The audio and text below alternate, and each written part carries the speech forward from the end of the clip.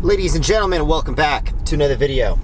Today we're doing a quick daily dash, mostly just going to the post office to mail all these shoe orders. That is 34 orders of shoes right there. That took me almost 4 hours to pack all these shoe orders, and I'm still not done because I gotta go buy some boxes from USPS and then pack these things because some of them are 4-packs. Anyways, today's been pretty hectic. That's why it looks a little dark, because it's almost 4:10 right now. So the sun goes down at like 4:40 or so. I hate daylight savings, I gotta be honest. It's so annoying that it gets so dark so early. But today we're talking about something that I think is so important, and that's negotiations in life. I've read this book called You Can Negotiate Anything, and that was a really life-changing book for me, because you can negotiate pretty much anything in life. And there goes shoes flying all over the place. You can negotiate just about anything in life. Like, there's always times, whether it's like deciding where you want to go on a date with your girlfriend, or maybe you're making a big business deal, or like just anything, there's always some kind of negotiation that goes into play. Now, how you handle those situations is up to you. So it's the more preparation that goes into a negotiation. I like to call it pre-packing a negotiation. So for example, if someone's tired of their 9-to-5 job, and they're making $10 an hour, but they want to get paid $15 an hour. There's two ways you can go into a negotiation. You can go in prepared and pre-pack the negotiation by going in and maybe you go and apply to like 3 different jobs or something. And those other 3 jobs, you can get a grasp on how much your market value is. You can understand, like, okay, this job will pay me $13 an hour. Maybe I don't really want to work there or something though. But if you go get other options and you've pre-packed this negotiation, you can go into your boss's office and tell them, hey, I think I'm worth $15. If they say no, well, fortunately you got other options. You have all the leverage because you have other places to go. Versus, if you don't pre-pack a negotiation, a lot of people go into these situations the wrong way. They go in and they tell their boss, I need $15 an hour, I'm gonna quit. You already lost the negotiation right there.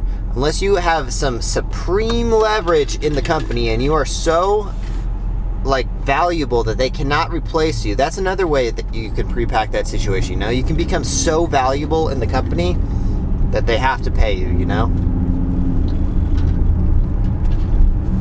For me, when I worked for Razor, I had made myself so valuable to the social media department.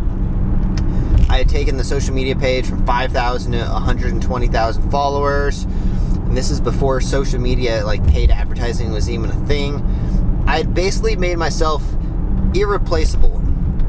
And that way, every year that I left to go do summer shows, I was able to come back, negotiate a higher rate. Because I also had a secondary career at the time. I was a personal trainer at Gold Gym, so it wasn't really that big of a deal if I stopped working at Razor.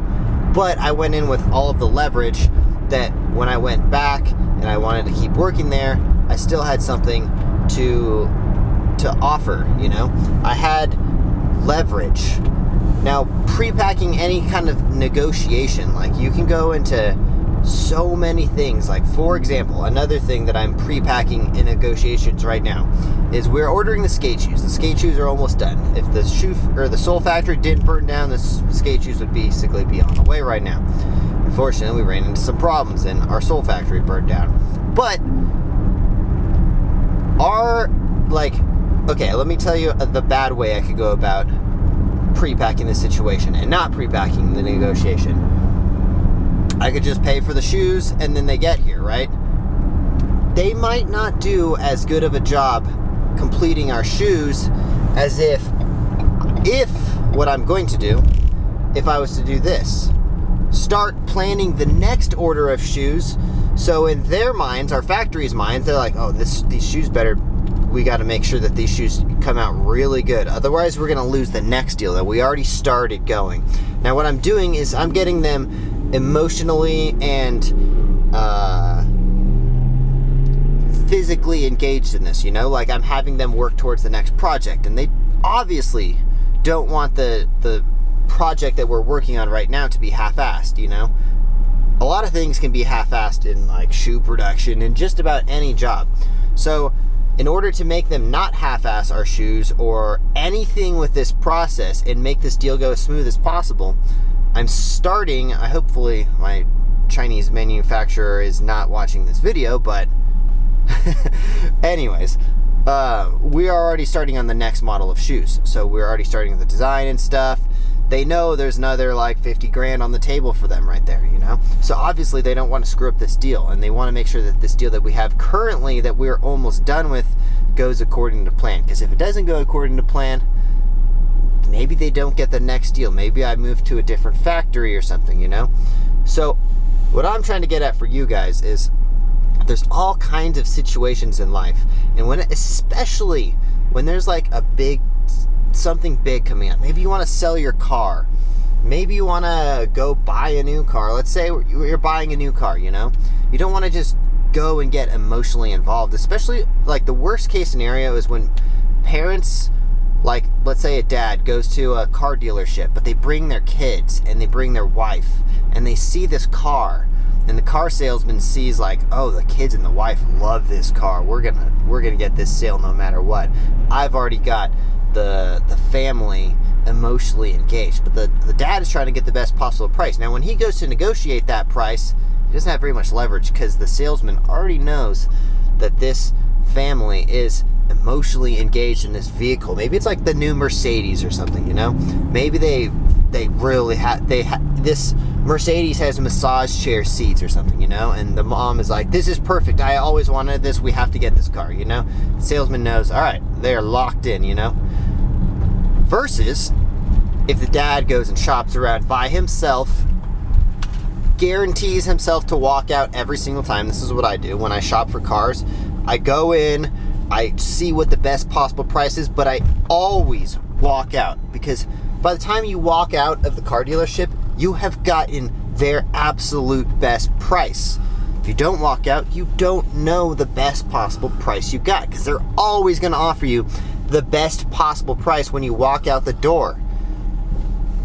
It works literally every single time.